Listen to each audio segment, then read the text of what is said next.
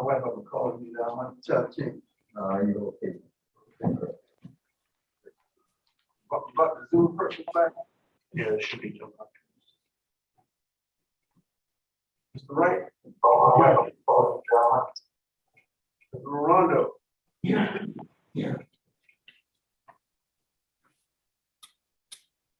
Mr. Wright. Yes, here. Deborah. Present. And Ms. Jones. Present. Before we get started, Deborah, you doing okay? You talking to me? Yes, ma'am. Well, I told Ryan a turtle moves faster than me, but other than that, I'm okay. All right, as long as you're moving, that's what's counting. Like an email, just all the physical therapy they actually need to do. All right. Can I have a motion to approve the minutes from our meeting, which was in June? Oh, so. Move and second that the minutes from our June meeting be approved. Are there any questions? No questions? All in favor, please say aye. Aye. Opposed, the same. No opposed, the motion carried. All right. Public comment.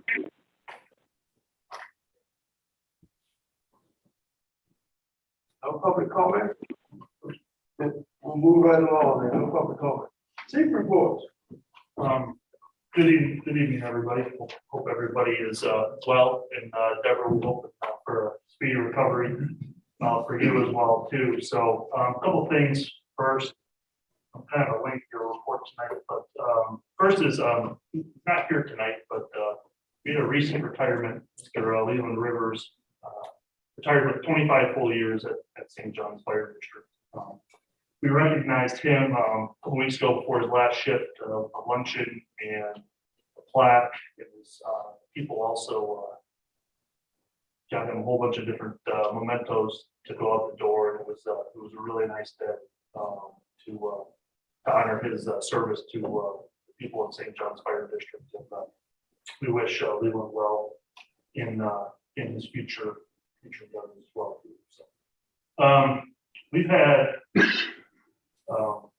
some, say over the last couple of weeks, some very challenging incidents that our personnel have responded to. I emailed you about one Friday night, but a couple of weeks ago too, we had a vehicle roll over on Brownswood Road that subsequently caught fire. Had a fatality as well too. And we have a lot of younger personnel too, and newer personnel as well. Sometimes it's their first time seeing things like this as well too. And we've really made an effort to make sure that they know that they're supported by St. John, they're supported by me, they're supported by Chief Stanley, they're supported by the command staff, and getting anything that they need. Some of these personnel have asked for, some time, and they've had difficulty with it.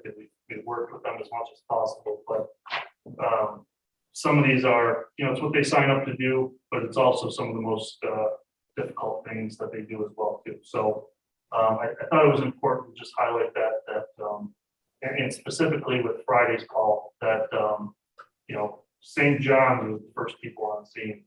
St. John's brought that kid back. We were the ones that did that, and it's our personnel that always come up to the plate and step up when it's needed to.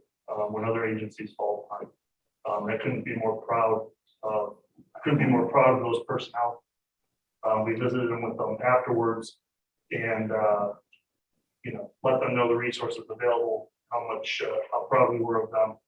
And I just wanted to emphasize that point because they really are the backbone of this whole organization.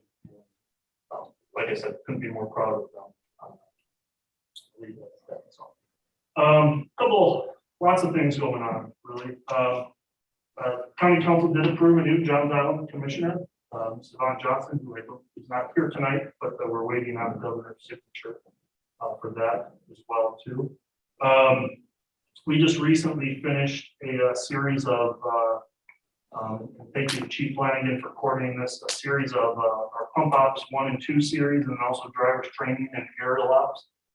Traditionally, those classes are a week at a time. We schedule them on a shift schedule this time, and we're able to complete them over several months. This is going to really help our need for drivers as well too. And there's about we had about 24, 25 in the class just from St. John's that were able to get all of their pumping and driving certs that they needed to be able to be drivers for us. So that's big right now to fill gaps where we have driver gaps, and also the future engineers in this department as well too. The EMS work group, they are continuing their work as well too. They've already implemented some changes on our inventory bags and things to better accommodate our personnel as well too. We did have the audit start today as well too. They are on site and we are working with them as well. Alari and I, there's our human resources. It's actually the first meeting I think she's been able to attend in person. So Larry Gilmore is our new human resources manager, and I'll have her come up in a few minutes and give her report. But her and myself attended a behavioral health summit a few weeks ago, where we actually we were able to dig into some more resources and hear what some other agencies are doing too on the mental health side of things, which is super important too. We've got annual physicals happening right now as well. I did schedule professional photos for the department. That's September 6th, 7th, and 8th. We have the new commissioner polos are coming. They should be here in about 2 weeks. We'll get those to you before the dates. But you can stop by one of those days, kind of normal working hours. Get your picture.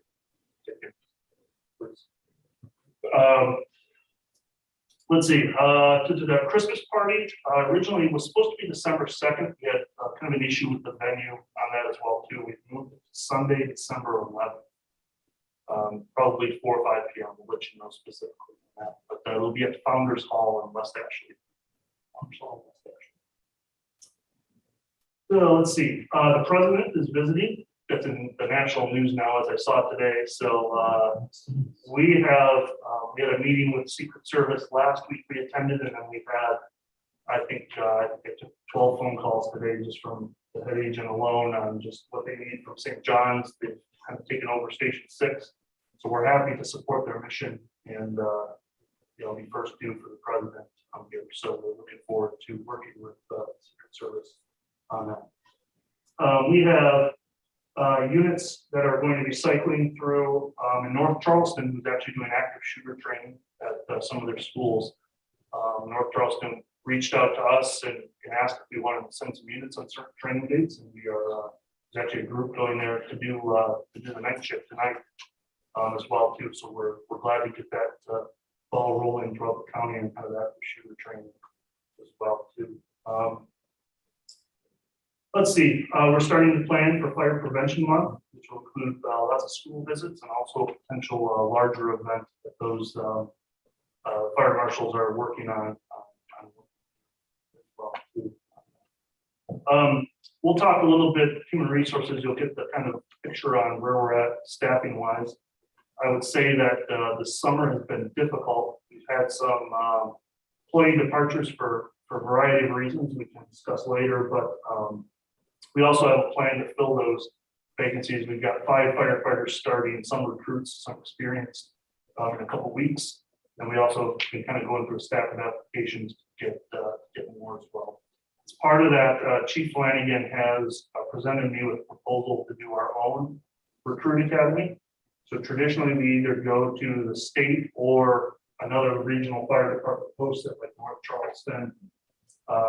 It used to be a county one, but we are going to look at doing our own. So we could potentially fill several vacancies with that, and then also open that up to some of our local partners like St. Andrews, James Island, and stuff as well too. Everybody has a need for firefighters right now. I think that would help us a lot. Instead of sending people out different places, we have them here. They kind of come in under our culture and how we do things, get to know our people right away while they're in recruit school, other than somebody else's. Nothing against North Charleston School, they've been great to us, and it's been a great partnership.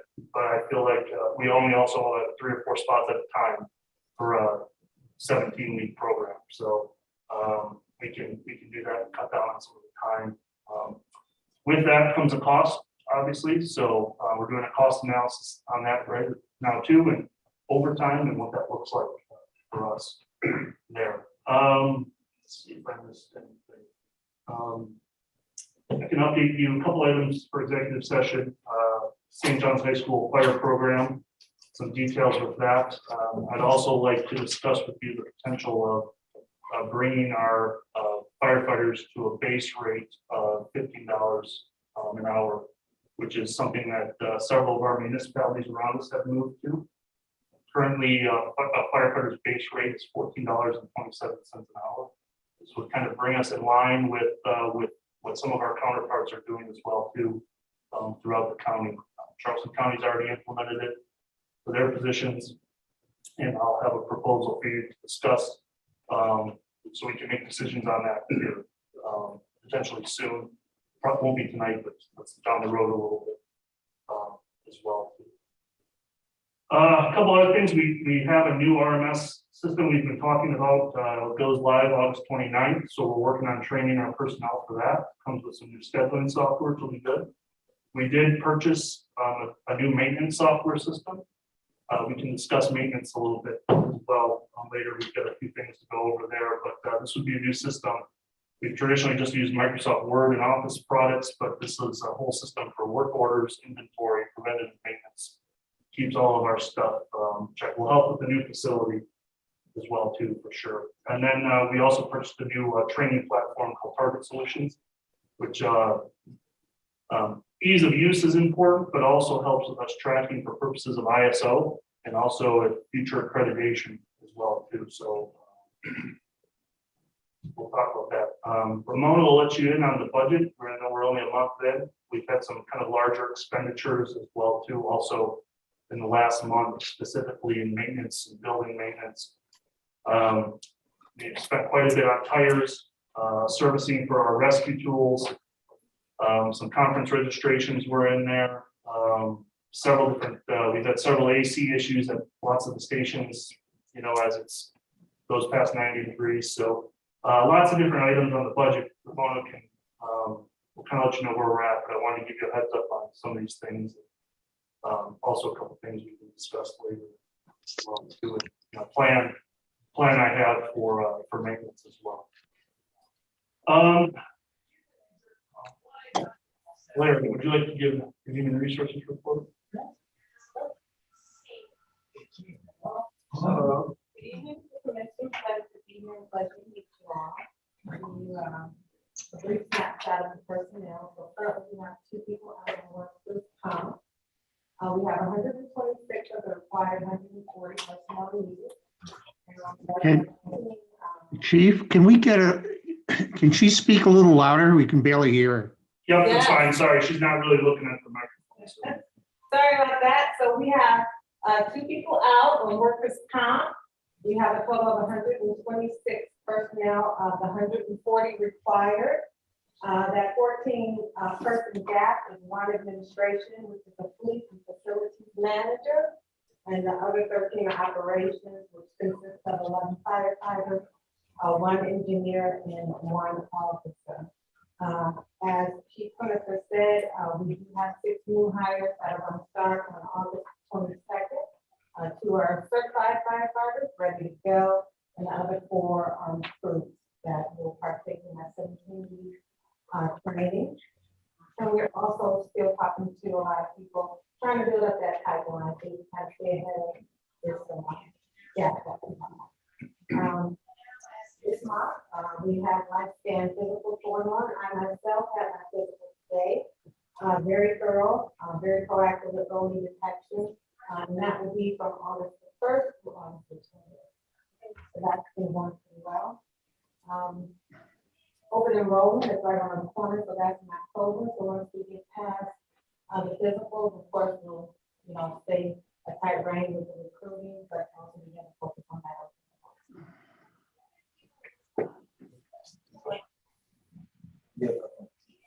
said we needed a fleet manager, what he said about the fleet manager. Yes, sir, so we currently have a position open for fleet and facilities manager. And that, I think, Chief Clerk can speak a little bit more than that, and wouldn't add to the head count or replace, someone already on the maintenance team that would be classified different and kind of help us with what we need for that maintenance department. Yes, what we had before was just a regular facilities position.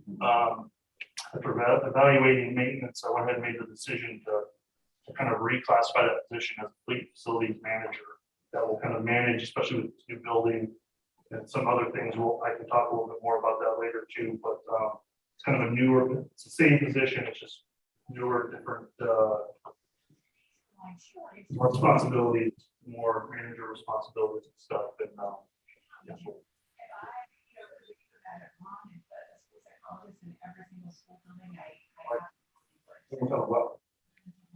Why are you putting that person in? Yeah, I can do that. I would say, you know, our maintenance has been something that has, our maintenance guys are well skilled and they're good at what they do. I would say the management side of that is where we need the most help. It's somebody that's setting the prioritizes each day what is happening, handles their budget, directly is hands-on with the budget as well too. Can also do some of these facilities things that we're doing as well. But that's, you know, when I just look at it, we just need kind of a more hands-on management and inventory as well too. If you went by, I think it's just been years of kind of decline of the maintenance facility. There's just stuff. I'm not a big stuff guy, so I just, you know, I prefer inventory. We have stuff inventory, and then that's going to in turn lower our costs and cost control when it comes to our budget on these things. You know, I had even, we were at a point with our apparatus here a few weeks ago where we had discussions about actually purchasing a stopgap apparatus, just to kind of get us through to what we needed to. We've kind of identified, I'll be honest, I think this year is going to be somewhat painful in maintenance, equipment maintenance and facility maintenance. But we've got things that need to be done to make sure that our vehicles are safe. Go from there. So that's where I think this position fits in. Add to that number, if you don't mind. It's been something that's been needed for a while. I mean, we go back, we had great mechanics and all, but computer friendly, most of them work, and a lot of the reporting hasn't been kept up. And I've known that from the fire department here. That's why I'm on that. No. You said the same thing I was going to say. With all the newer vehicles, everything is run by a chip or a computer. And if you don't have your maintenance schedule correctly, then you might be stuck on the side of the road with $1 million piece of equipment that just don't want to go because you didn't push the right button.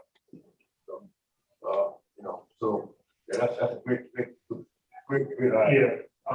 Yeah, so we've identified, we've been kind of doing a pretty progressive sweep of all of our apparatus, identifying the main issues and everything. So instead of patchworking some of these things, that we're going to get them fixed correctly so that we can keep the longevity of them as well too, as we build towards kind of a new capital plan with our future apparatus and items like that as well. So that's the thoughts behind it. And speaking with the shop manager now, Rob, he same thing, kind of you're saying, he'd rather turn a wrench than do the computer stuff. So, but Especially the planning for oil changes in 6 months or buying, yes, parts yes, for yeah, 18 months. contacting the AC people, you know, to come out. So it's so they'll be partially hands-on, but also working on. Thank you. Nice.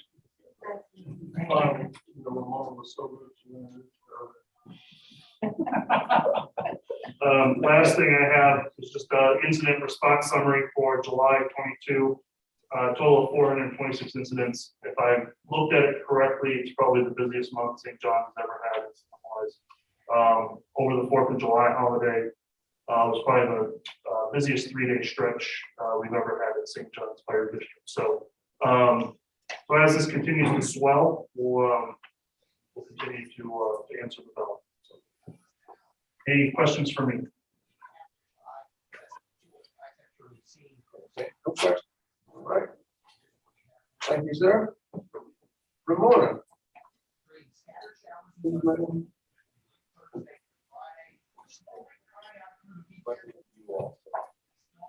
So for July, we are 1 month down. Our remaining goal should be at 91.67%. However, as Chief Ryan spoke, we are at 85.46. So we have a plan in place to kind of catch up with our percentages as the months go on. However, I want us to remember that we have blanket POs that we enter in July. So the percentages are off because of that. And then as I put in the report, we had some additional expenditures for equipment maintenance. As Ryan said, a lot of AC maintenance and then various station maintenance. So we have a plan in place. Operating balance as of the end of July, $9.2 million. Our eligible balance is roughly $11,000. We usually generally only get interest on that account every month. Revenue, July collections just included insurance reimbursements. And then we got a wire transfer from Charleston County for June collections. That was about $84,000. However, on Friday, they identified additional revenue due to St. John's. It's just about $5,600, but it's ours. So I mentioned that, that's not on the report. The non-standard overtime for July is roughly $37,000. And then the capital projects bank balances are 2021 is $647,000, and the 2022 balance is $4.7 million. On to the dashboard summary. As I mentioned with property taxes, our June collections was received. It decreased from last June by about $124,000. The only reason for that is because we usually get homestead in our June collections, but we got that in our May collections. So overall, we still do really good with property tax collections with $15.4 million, which is a 3.5% increase to revenue compared to last fiscal year. When we did the fiscal year 22 budget, we anticipated a 3% increase. So we're looking good there. Operating expenditures is $2.5 million. That does include encumbrances, the blankets I talked about, the boat that's still encumbered, so various things like that. Our year-to-date salaries, including regular and standard overtime, is at $408,000. The vacation and sick is at $61,000, and our staff efficiency for July is 80%. COVID-related expenses are up about $6,000. And Valeria has went over the HR items. Are there any questions on the revenue, expenses, or the dashboard?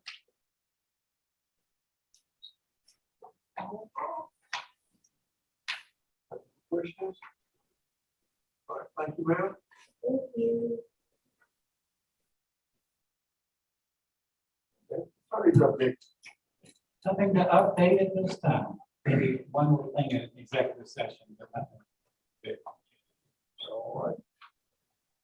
Any old business? No old business? New business? No new business. Well, let's go down to committee reports. Building committee. Station 6, landscaper, as far as I know, still waiting on crews. Guess they're coming from China or something.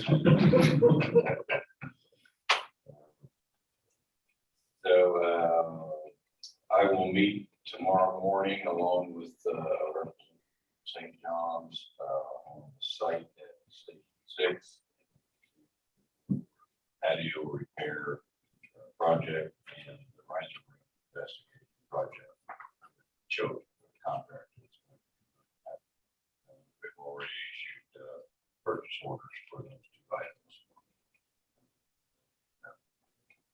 purchase orders were actually issued last fall, but the, got fell through the cracks, I guess, according to Joe. So, personnel changes, and so, but get that moving. On the maintenance building, we had a building committee meeting on July 25th and reviewed the progress of the drawings. Made a few suggestions and changes. The project is still on track for construction start in December. Completion by mid-20. That's it. Deb, Finance Committee, We did not have a meeting, so I have no report. We had the audit meeting. Sorry, Deb, we just said we had the audit meeting back the last week. Yeah, I apologize. You're right. Okay.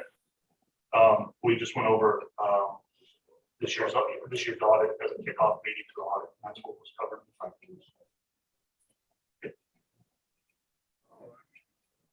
HR, We did not have a meeting, however, we scheduled a quarterly meeting. We said if possible. Strategic Planning Committee, no report, no meeting. Okay, public and firefighter comments. No public or firefighter comments, okay, commission comments. Let's start to my left. Mr. White. I'd like to say welcome to our new HR person. Glad to have you aboard. I'd like to say excellent job to the members that did that for arrest. That was super correct. Q Allen. And I must say that it makes me feel good that we can basically go to any call anywhere in the district and do a phenomenal job with our personnel.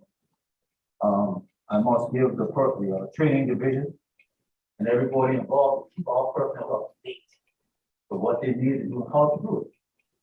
So hats off to each and every one here in the department. From the newest hire to the oldest here. I thank you. All right. All right. I'm gonna go to the screen for person. Ms. Jones? Yes.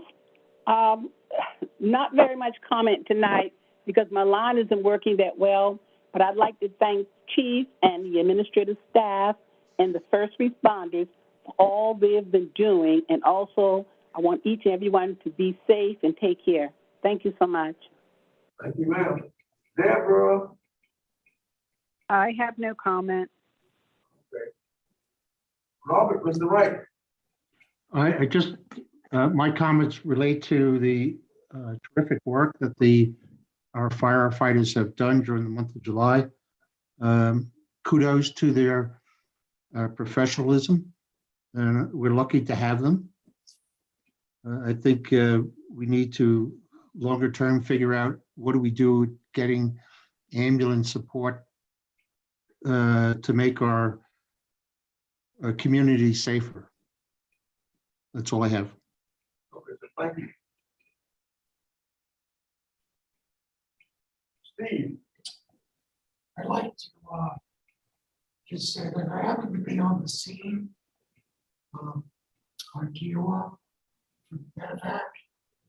And I will say that our firefighters are very professional, did not give up